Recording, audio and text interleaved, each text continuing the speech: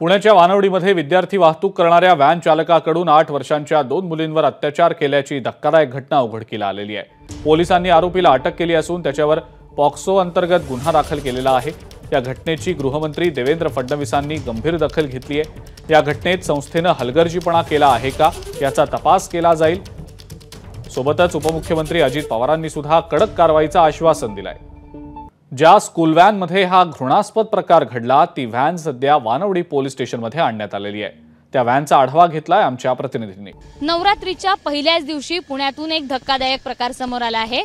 पुण्यातील 8 वर्षीय 2 मुलींवर लैंगिक अत्याचार केल्याची घटना घडली आहे आणि महत्त्वाचं म्हणजे त्यांच्या स्कूल व्हॅन चालकांकडूनच ही घटना घडल्यामुळे पुणेकर आता संताप व्यक्त करताना दिसतायत। 30 सप्टेंबरला ही घटना घडली।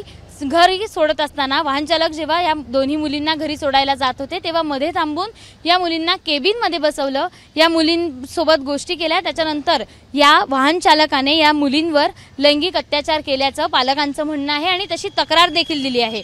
दोन्ही मुलींपैकी एका मुलीने हा सगळा प्रकार घरी जाऊन सांगितला, आईवडिलांना सांगितला आणि त्यानंतर आईवडिलांनी थेट पोलिसात धाव घेतली।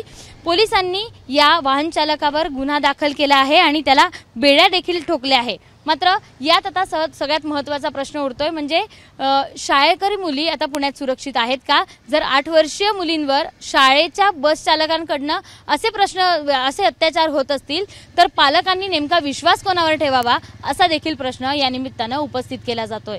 कॅमेरामन अमोल गवाळेसह शिवानी पांढरे, एबीपी माझा, पुणे। एबीपी माझा, उघडा डोळे बघा नीट।